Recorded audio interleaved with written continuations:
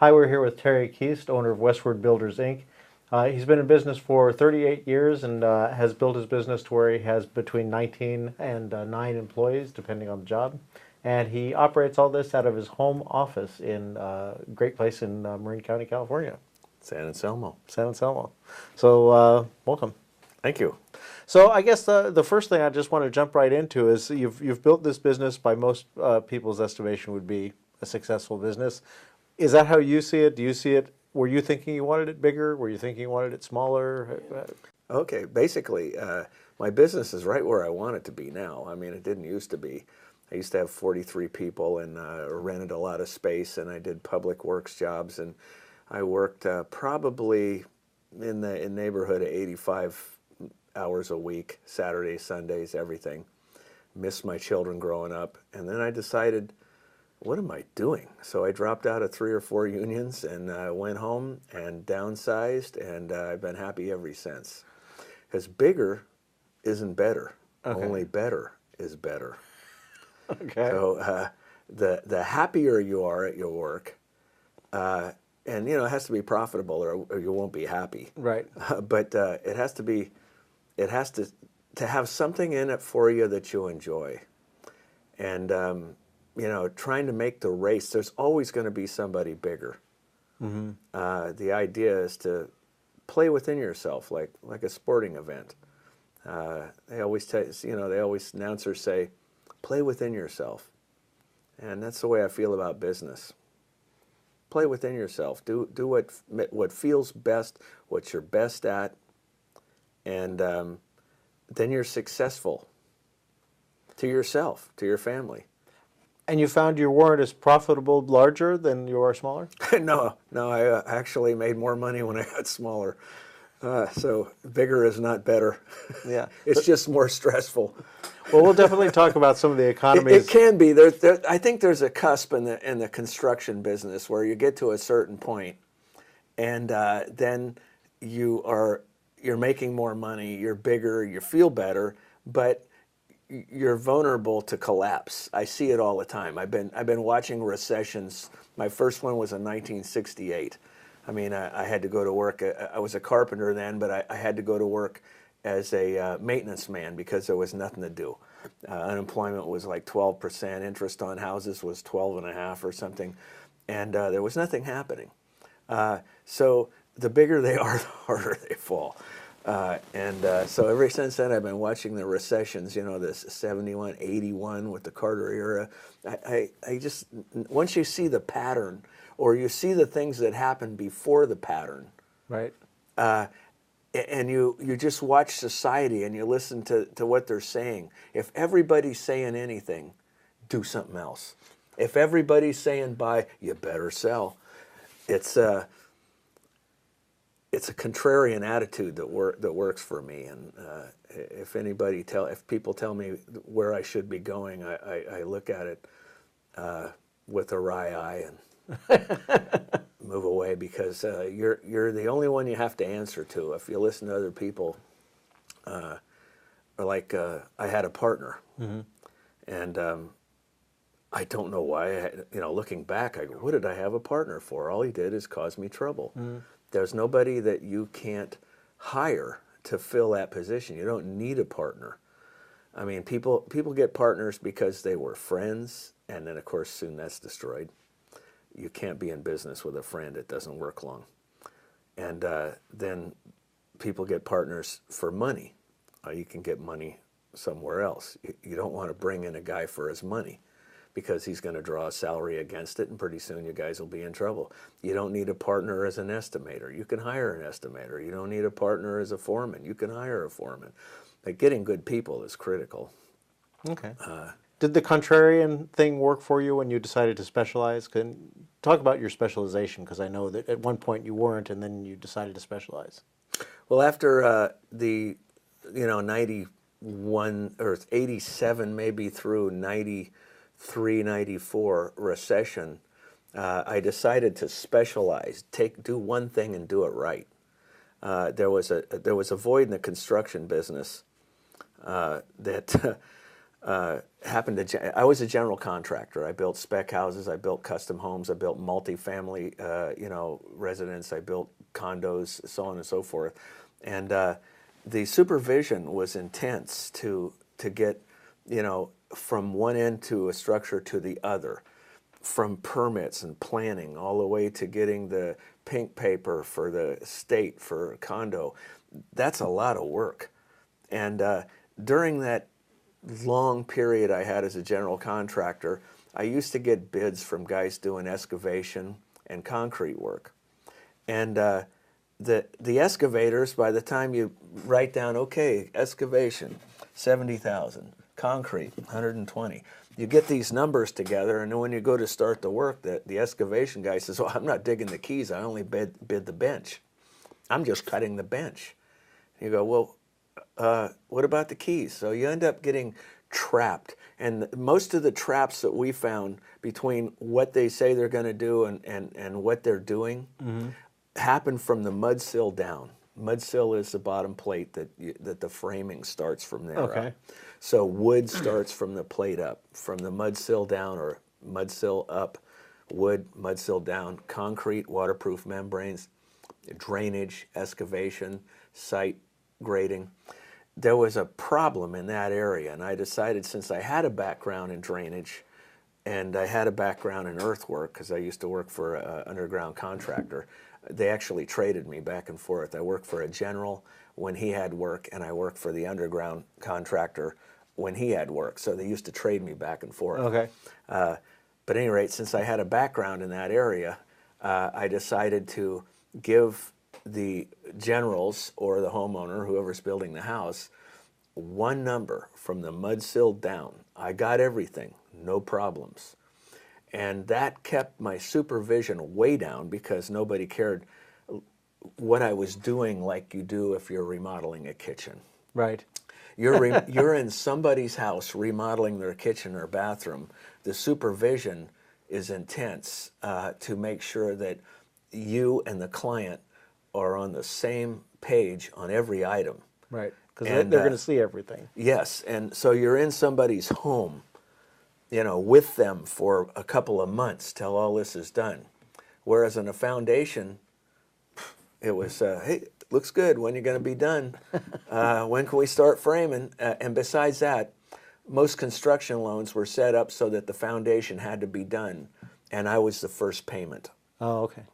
So I had two reasons for doing it. One, it reduced the supervision, my supervision time, my free time, my hours. And two, I always got paid. And three, I filled a void that, was necessary. Somebody had to take up pick up the ball and run with it where site work was concerned. So that's why I did it. And were a lot of people doing specialization at that time?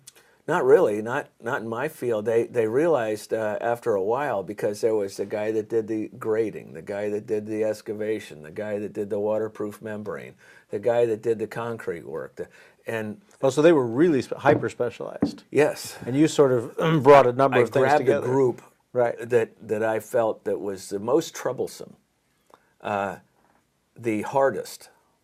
In other words, if you have trouble with your building, generally, it's water related. Water's our enemy in the construction business. Whether it comes through the roof, whether it's in the soil, it's our enemy. It's it puts us out of work. It causes dry rot.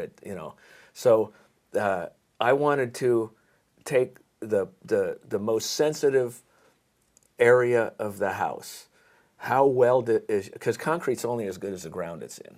Okay. So if the ground's no good, your foundation is not likely to be. Even if you have perfect continuity on your foundation, continuity means everything is locked together as a component so that it can move as one. Okay. So that they're all working together instead of breaking apart. And so even if the continuity on your foundation is perfect, if your ground's no good, the whole thing can roll with the ground. Mm-hmm. Or in the case of the clay soil we were just discussing earlier, can pump up and down. Right.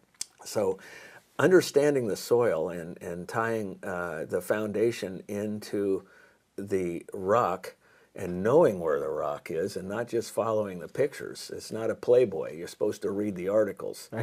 So a lot of guys build per the picture instead of understanding the specs, the soils report, reading everything.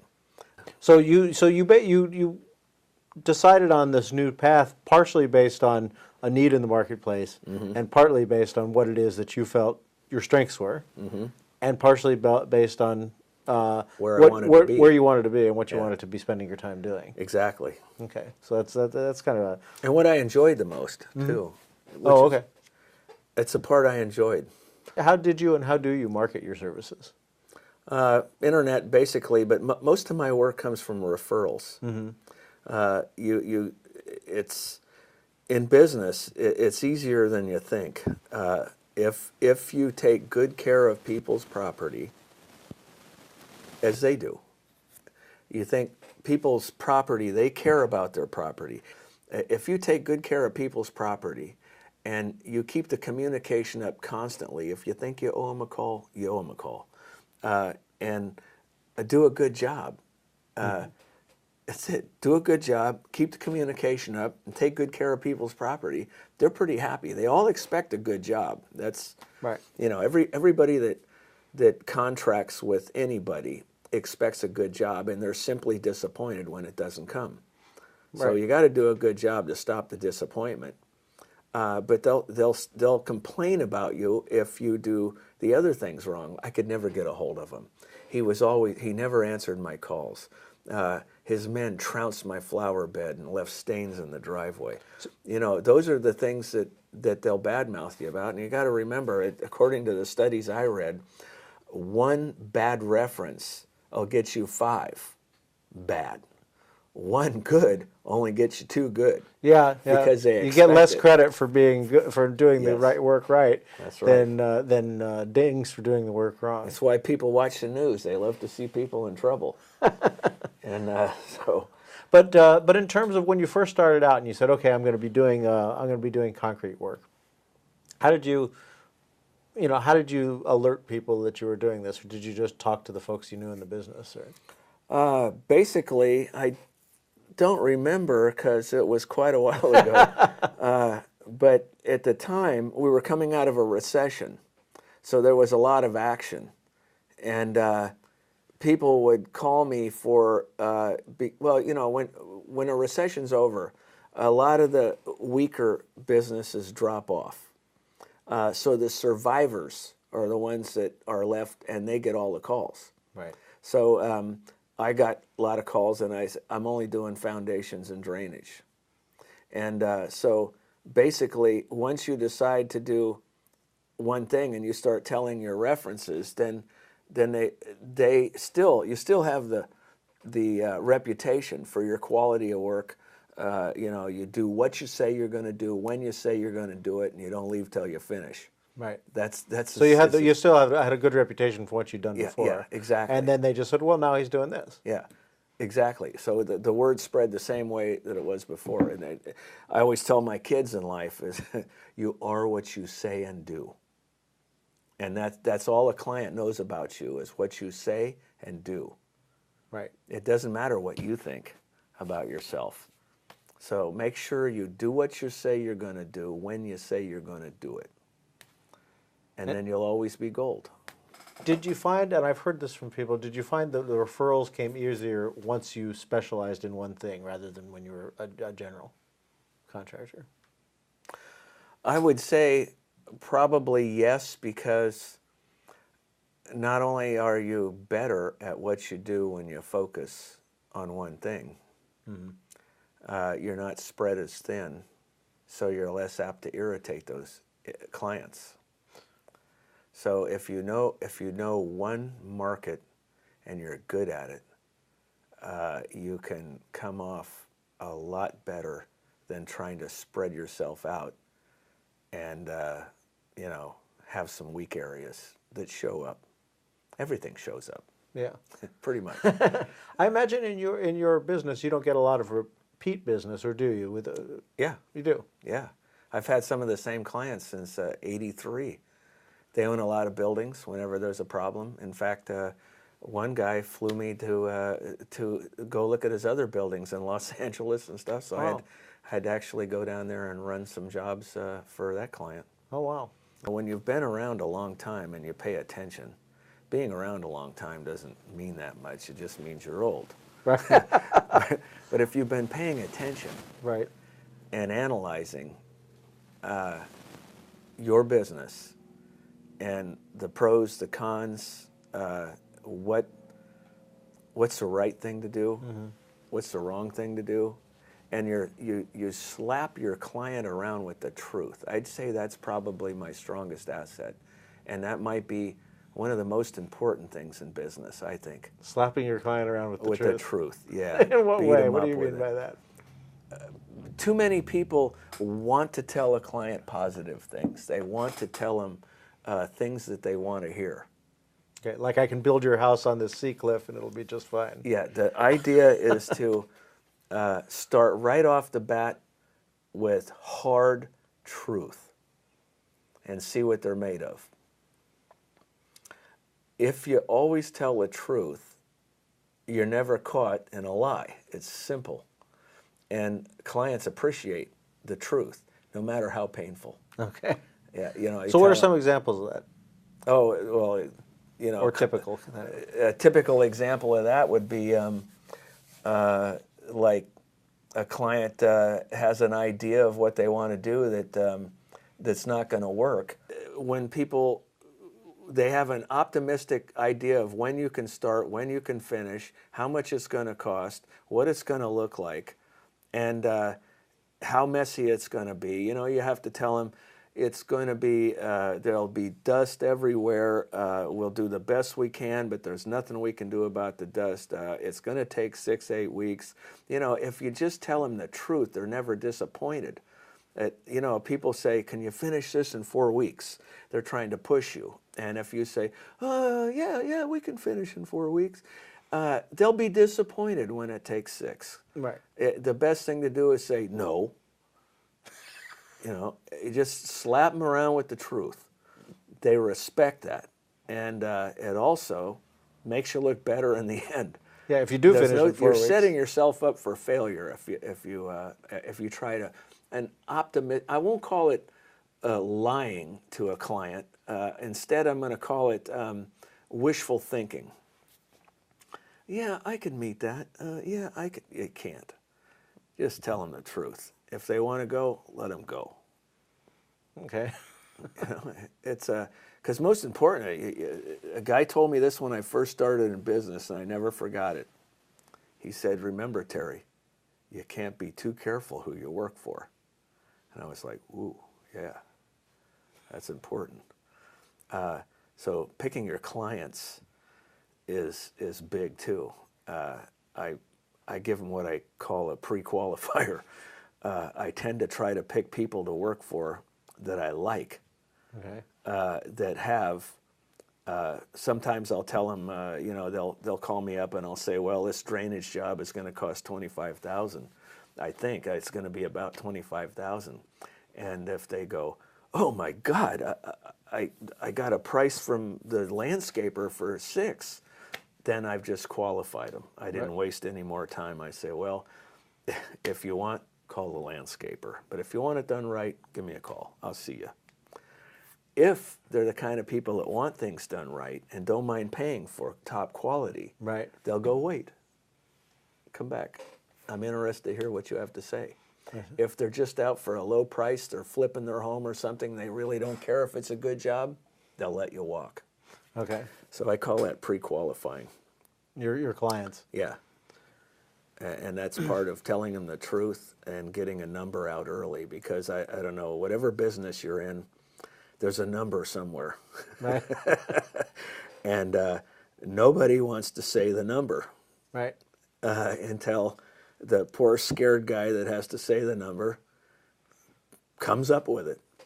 So I like to come up with a number early, fast, early, hit them hard, and see what their budget's like. With your business, is there a lot of options in terms of, you know, you could do it this way and it'd be higher price, or, you know, you could go for the acceptably lower? I mean, is it what it is, or is there a range of acceptability? It's all about materials, and I won't compromise the quality of the work. So in other words, if you're backfilling a trench and compacting, it has to be compacted to the right density, or it's going to fail. Right. So that we don't cut a corner on at all. Pipe, I try not to. I try to give the owner an option on the pipe, but I like to do everything high end. But you can go, let's say a Zern drain grate out of brass may cost several $100s, where you could buy an Odie for, you know, a lot less. Water will still run through it. So it's like remodeling a house. You could buy a gold, you know, bathroom fixture, or you could get a, you know, a $45 bathroom. Water will go through it and it'll shut off and on. Right. So materials can fluctuate, but as far as the way the system goes together, or the waterproof membrane on the back of the foundation, or anything like that, those things have to be right. We're on the hook for latent and patent construction defects for 10 years. If the owner wants me to, that's too bad, because I have to do things my way. Right. That you know it'll work. Yeah, it's simple. We're on the hook for latent and patent construction defects for 10 years, and the average person moves every 5 in the Bay Area. So they'll want you to cut a corner. They'll want you to do shoddy work to save money. They'll want you to do anything that they want you to do. But you got to stick to your guns and do things right. You got to, you know, you have to do what's right for you. And for me, quality is everything. It's where my reputation comes from. Right. Okay, so one of the things you talk about is hiring good people. And so tell us how you find them, or how you know a person is good. Well, in the construction business, if a guy tells you he's good, he's usually not. It's kind of like picking a sub. I never pick a sub that has his name advertised as, you know, quality, or a need to say, I'm great, I'm good, is usually to cover the fact that he's not. So when I meet with an employee and he says very little, that's the kind of guy I want. The more they talk, the more I realize they don't work with these, they work with this. So if you want a salesman, hire the guy that talks. If you want somebody to get something done, hire the guy that gives you one-word answers. Okay. I also set them up for a lie if I can. Like if I'm asking for a carpenter, I'll ask him if he can run work. Well, I advertise for a carpenter. He's answering a carpenter ad, which means he's probably a carpenter, not a foreman. Oh, okay. So I'll ask him if he can run work. And if he says, and this has happened before, he'll say, well, I have never run work before, but if that's what you want me to do, I'll do the best I can. There's an honest man. Right.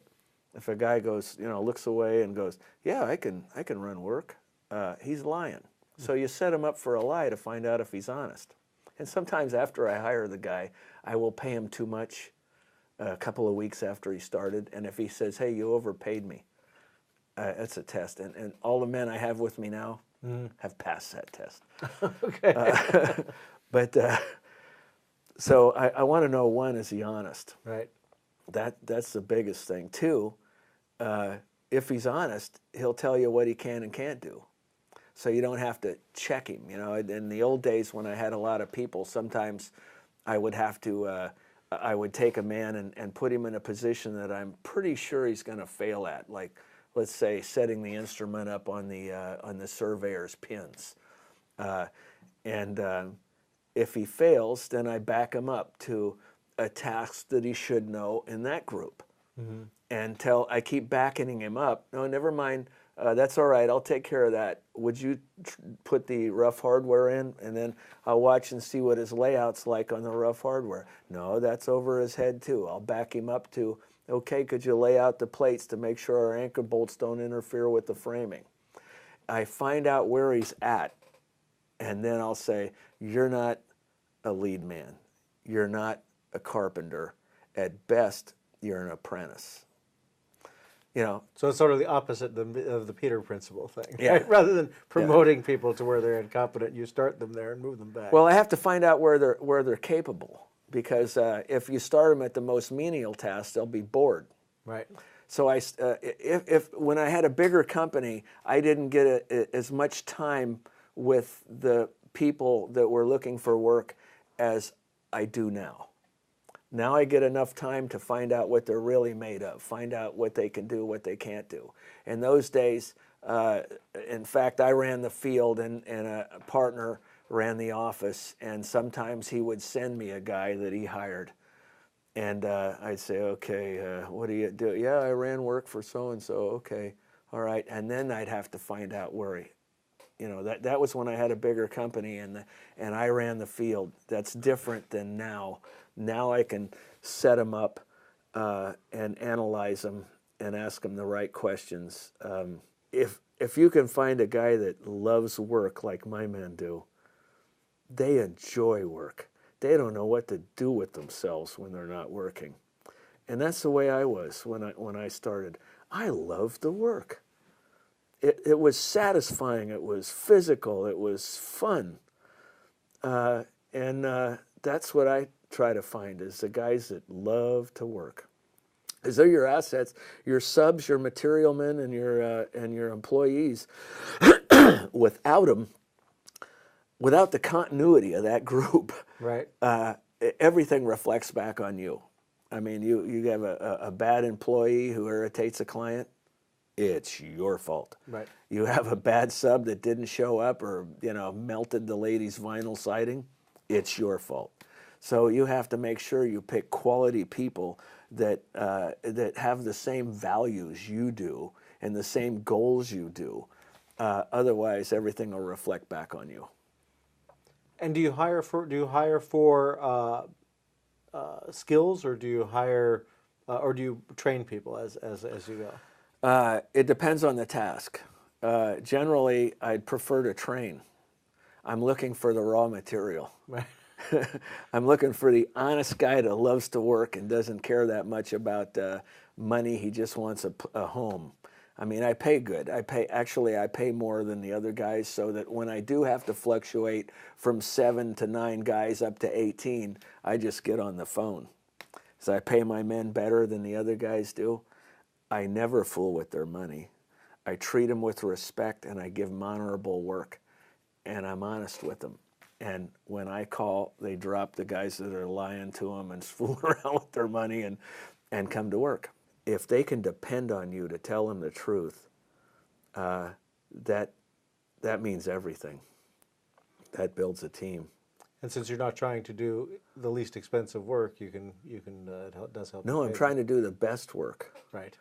I try to use ideas to save money, not cut corners.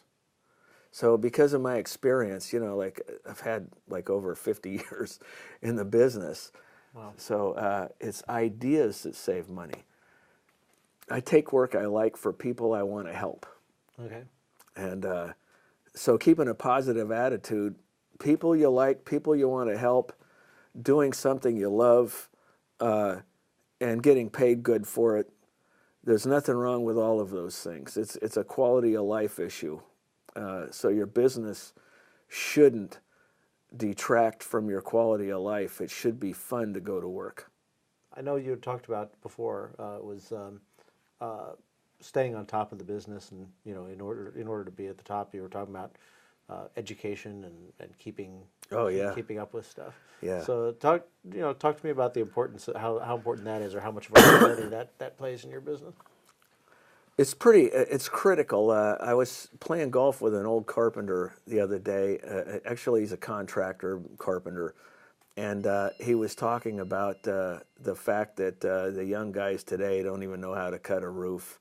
They use trusses. And he was complaining and whining about the changes in the business, about how they don't know what they're doing.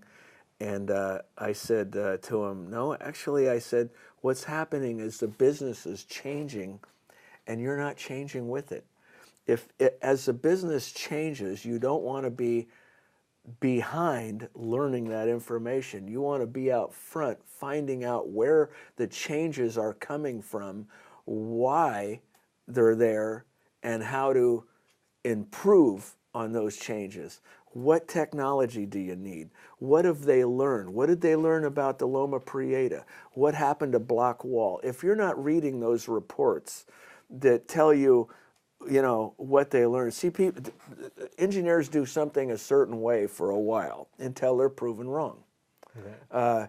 And Loma Prieta made a lot of things happen for engineers that they didn't know was going to happen. Like block walls, what typically happen with a block wall is the the masonry face of the block wall would pop off and leave the mortar. So they learn things from failures. When they write these things, you have to know more about what's going on. So you have to read all your trade journals. You have to read your engineering trade journals. You have to keep on top of your trade shows. You have to find out what people are discovering and weigh it for yourself. Because a lot of times you'll come up against an engineer or an owner or architect or somebody that actually isn't keeping on top of the business. And when you come up and say, you know, actually a little bit of rust on the rebar helps it hold better than new rebar. See study such and such, such and such. Not only do you look good to your client because you know more than the experts they hired, it makes you look smarter, it makes you look more knowledgeable, and it makes you more desirable. Who doesn't want a guy that's way ahead of the professionals that he hired? Yeah. Plus, I imagine it helps you actually come up with solutions. Exactly. That's where it comes from. Knowledge is king. Right. And do you train your employees? Is there a training? Yeah, when I have something, like for instance, I'll get a flyer on controlling cracks for certain types of structures. I make copies and attach it to their paycheck envelope. Okay. You know, or I'll just talk to them about it on the job. Okay. I'll tell them why. You see, with men, if you don't tell them why you want something done, they won't remember it.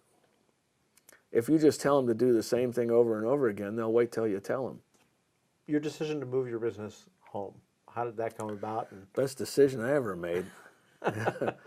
I built an office next door to my house, and so it came about because of a recession.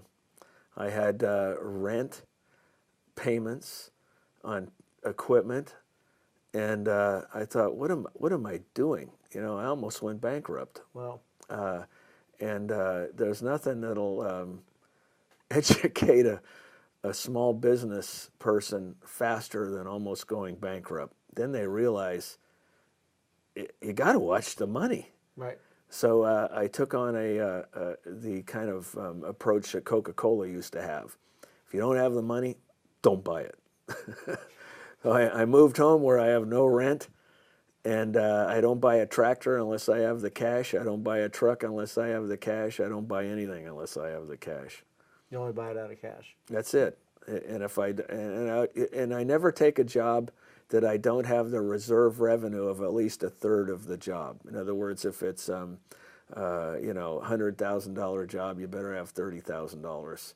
If it's $1 million job, you better have, you know, you have to have a reserve on that job to cover payroll and expenses during the pay period. We try to bill every 2 weeks, but we never do. But most contracts call for a month close. They'll close on the 26th, bill on the 1st, payment by the 15th.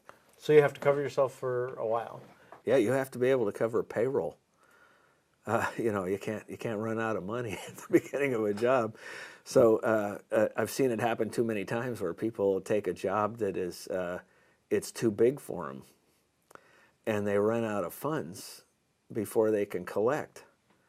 They have, you know, you hire a bunch of employees and take off on this big job that's going to make you well, and all it does, you hire more employees. that don't know what they're doing because you're all excited about your big job, and then your big job turns out to be a bankrupt a situation because you can't make payroll before you get paid. You're using people that don't know what they're doing. My policy is never have more new guys doing any task than you do your regular group.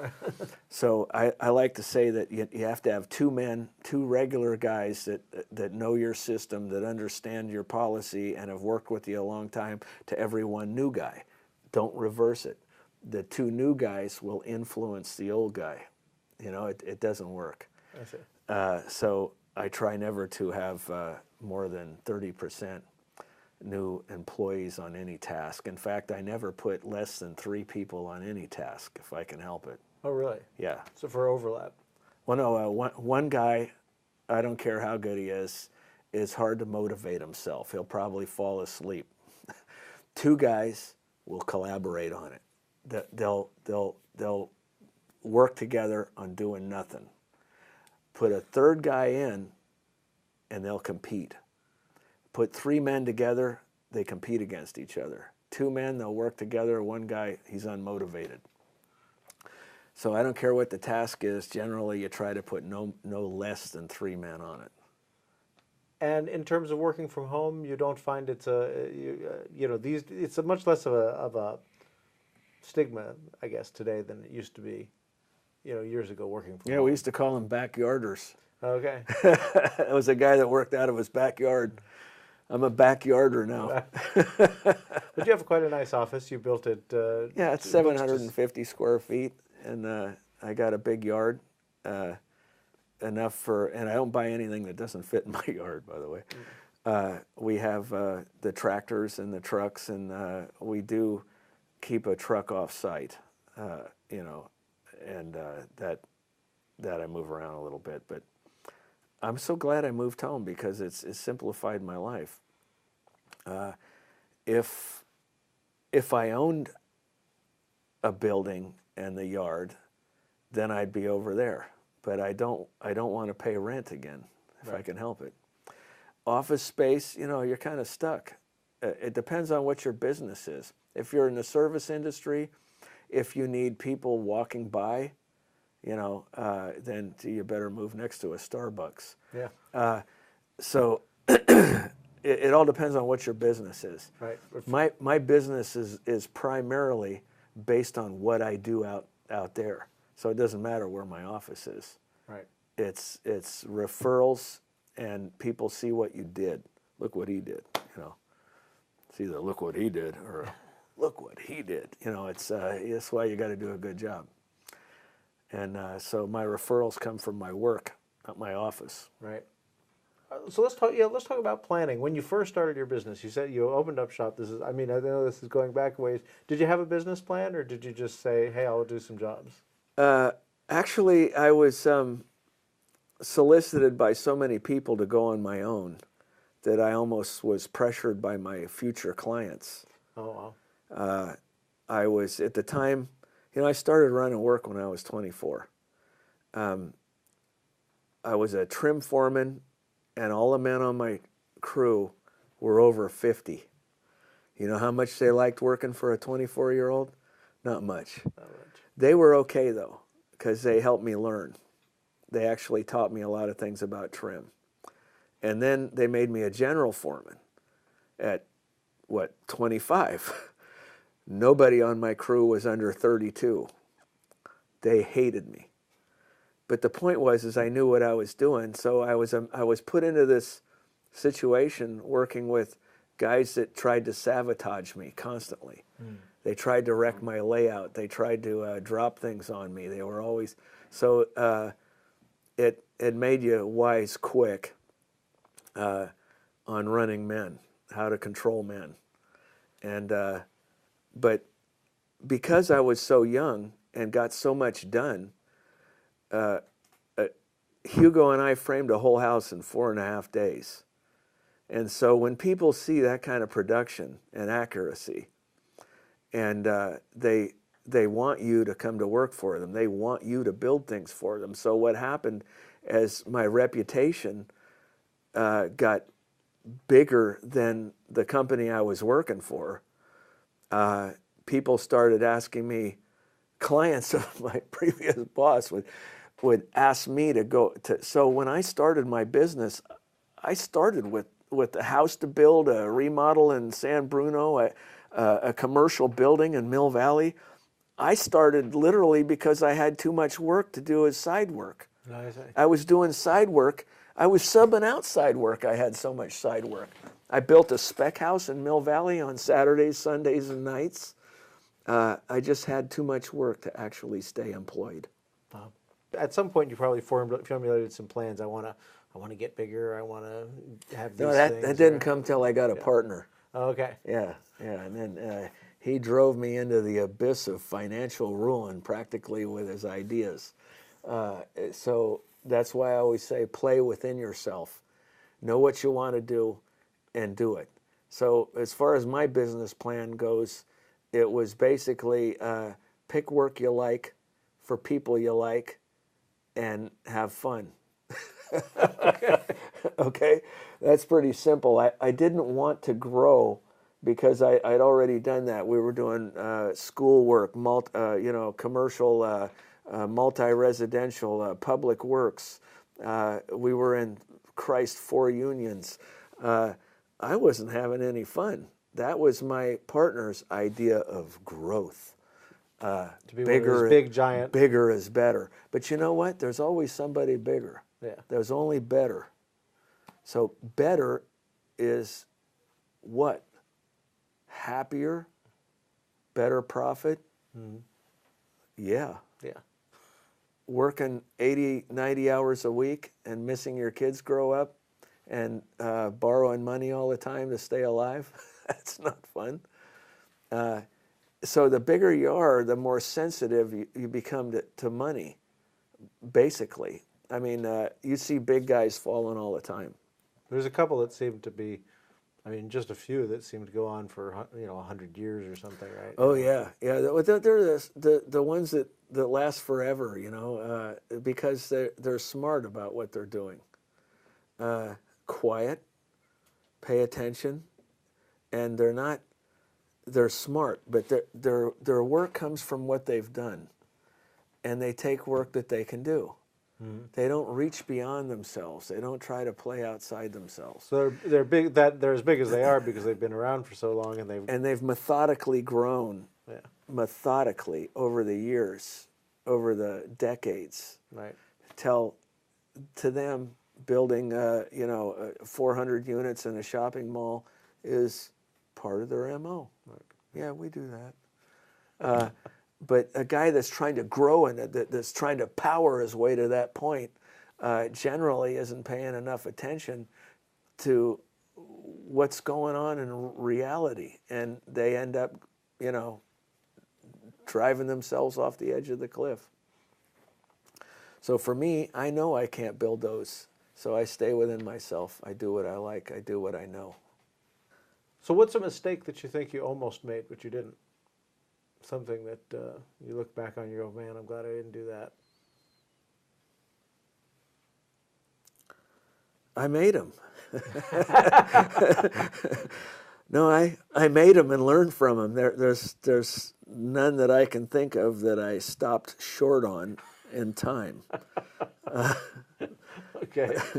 I've made every mistake there is, probably at least once, some twice. I'm a slow learner. And then came around, and you obviously were able to. That's where my education. Yeah, I not only recovered, but that's where my education comes from. When people say, "Oh, let's do that," I go, "No. Yeah, that's the right thing to do. Trust me, it doesn't work. Don't do it." Right.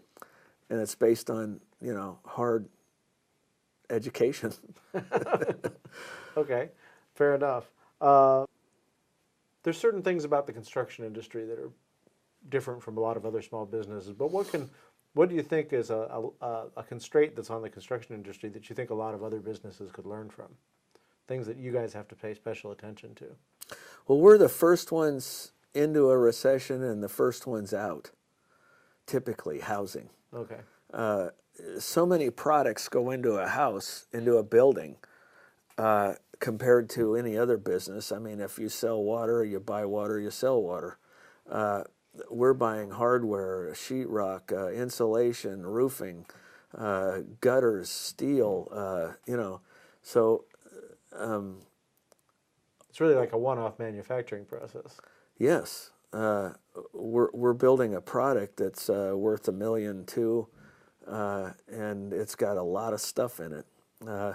So I think as you look at recessions, when the housing market is going huckleberry-buck, pull in the reins because you're about to hit a wall. Okay.